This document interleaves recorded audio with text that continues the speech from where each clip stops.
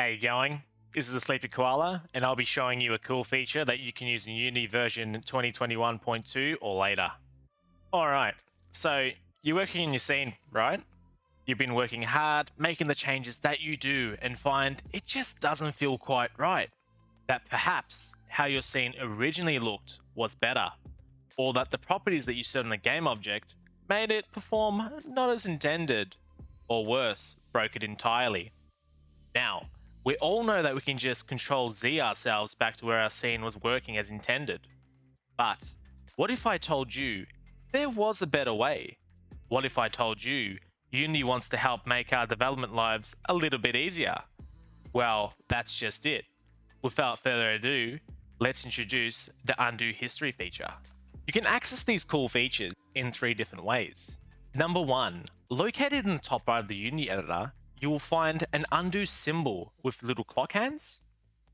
You can also go to Edit in the top menu, clicking on Undo History, or you can press Control U, which I'm about to do. So upon opening the window, you will find scene-specific actions. These actions were taken during my time fooling around in the scene. These recorded actions allow us to quickly set the scene, or technically a game object, to a previous state that we're comfortable with or we're comfortable working from.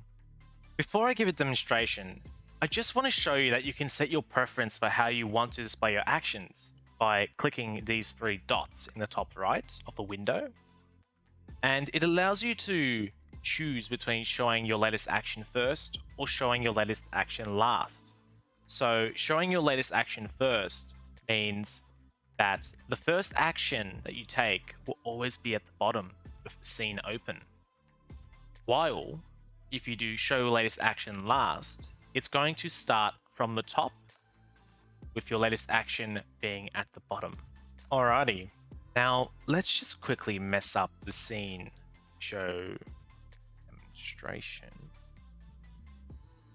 Like that over there. They need the camera there. Princess can go all the way over there. Spawners, yep, chuck them over there. Scene layers, yeah, might as well mess them up. Yeah, you can go over there, chuck you over there. Don't need you here. Ground layers, alright, go over there. Now, as you can see, I'm not happy with the state of this scene. It just doesn't make any sense. And while I could just spam Control Z to fix everything, this would certainly take a while depending on what I've done, and it would leave my fingers rather sore.